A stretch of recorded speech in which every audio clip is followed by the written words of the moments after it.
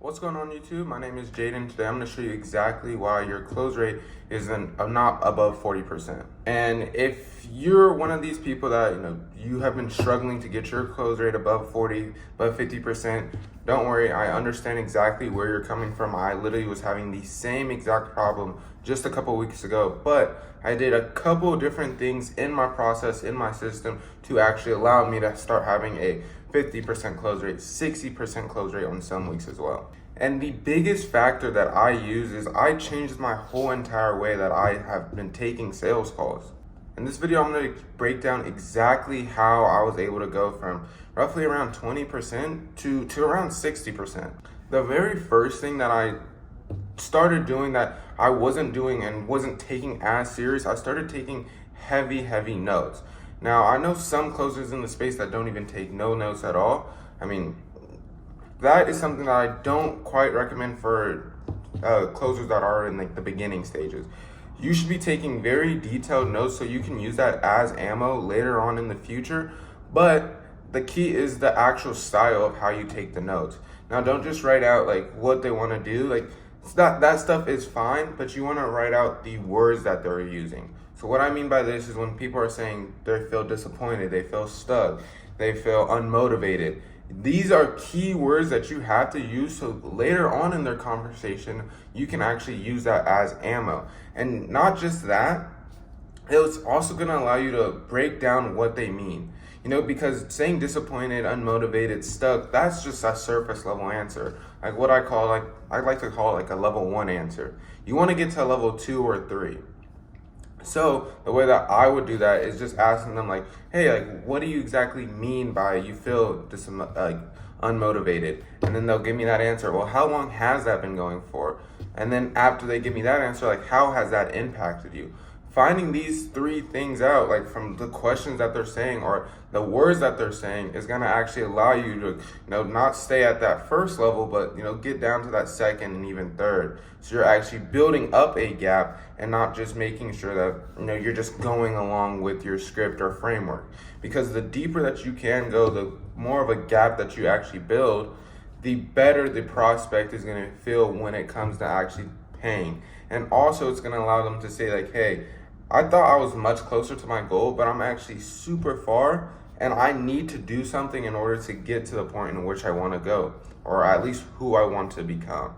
And it's your job to actually allow them or actually help them to understand that. And the biggest thing is like once you actually do get this deeper understanding, write that down in your notes. So later on, like I said, you can go ahead while you're pitching them, while you're doing some objection handling, you can use that against them and make them say like, hey, I did say that I was doing this and this is the result that it gave me. And this is why I should not keep on doing it. If you're able to actually put that through your prospect's head and actually make them understand that the way that they have been thinking, the way that they have been identifying has been bad. And if you can make them identify with a new persona, with the, Jake 2.0, if the prospect's name is Jake, they're actually going to feel more aligned to move with that Jake 2.0. Now, the biggest thing is learning how to pre-handle. Obviously, you're going to have some calls that still give you some objections, and obviously some calls are still not going to close. But the main thing is that you understand that if you're able to pre-handle, you're going to start getting less and less objections. And that's obviously the goal, right? Because, you wouldn't want to be battling with everybody, 4 or 5 hours straight. And the way I find out, like, most of my pre-handling is obviously some through my discovery, but mostly finding, like, why haven't these people taken action? What has stopped them from taking action? And, like, what has changed that actually allowed them to want to take that step forward? But not once they do give me the answer, I'm just saying, oh, yeah, that's cool. Like, but you actually have to double down, like, why not continue doing those things? Get them in the understanding of, okay, when they tell you, I haven't invested into myself because I've been scared. You should follow up with saying, well, if you continue going ahead and thinking that way, like what is going to end up happening, right? And then once they understand, like, okay, yeah, if I continue doing these things, it's not going to allow me to go there. But like, why now do you honestly feel like you should change? Because you don't have to, and honestly, a lot of people don't. So biting back. So by kind of you going backwards, pushing off like, hey, like you don't have to do this. You can go ahead and live your life like everybody else. So it's making them validate themselves towards you more. And then lastly, be like, are you sure? And then once you ask them, are you sure? That's going to even be more of a commitment and wanting them to do more and more and more. And then also being able to reframe their perspective. So when people give me like I'm scared, I've been in fear, like I like to use like everything that you have done up until now has led you to where you're at, but it's not going to lead you to where you need to be. In order for you to get to the point where you need to be, not only do you have to start becoming that person, you have to become the person who's able to become to that Jake 2.0. And then I would go on a whole tangent that way, and then get them to understand like, okay, if I continue doing this, if I'm not able to become that Jake 2.0, my life is never going to change. So I have to start aligning with myself with Jake 2.0, because if I don't, I'm going to be stuck. And the biggest thing is that you guys cannot be scared to keep on digging and digging and digging and digging.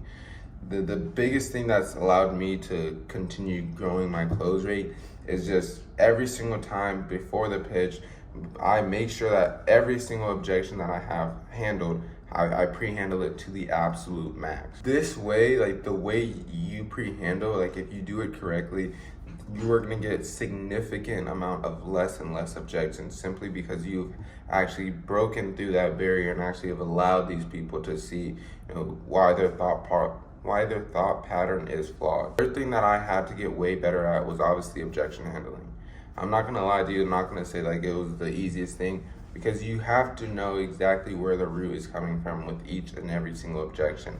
Now, I focused weeks at a time just making sure that I understood fully how to go around a certain objection, specifically to my offer that I'm closing on right now. And the reason why you guys get most of these objections, again, is also going to be towards your discovery. If anything, you want to get more of an emotional objection rather than logistical, right? Because if you get in a logistical objection, which is like, money or time, that is something that you messed up in your discovery. You want to get like, I'm scared, things like that. Because if you're able to break down that fear and get them to submit, that is the biggest thing that's gonna help your cause. So, that is a little bit of the sauce, how I went from around 20%, 30% with my closing to 60%. Now, the biggest takeaways for you guys: learn how to take better notes, pre-handle objections, and actually do objection handling. Whether that's role plays, whether that's figuring out how to go around the money, time, fear, whatever it may be, going around it that way and actually putting in a lot of energy and effort, because your discovery should be set solid within a week, and then you should transition into actually going in for about like a week, 2 weeks, just learning just strictly pre-handling, and like 3 weeks, 4 weeks of solely doing objection handling. And then once you get there, you will be significantly comfortable, like way more comfortable. You want to be comfortable in that like quietness, in that aloneness, in that part when it's awkward, where you're trying to get these people just over the line. Biggest key that I would say for objection handling is, the longer people talk about the objection, the more it's going to build up. So just try to slap it out the way as fast as humanly possible, and that will allow you to just get that close easy. But I guarantee you, if you start applying these three things every single day to your process, you will see a significant increase in your close rate and that just overall better sales calls. Now, if you guys are a growth operator that has a sales team, or just a sales rep in general, and have any questions, feel free to DM me. I'm gonna put my Instagram in the bio. I have no program or anything like that, but if you have any questions, comments, any new video ideas, feel free to shoot me a DM, and I will see you guys in the next one.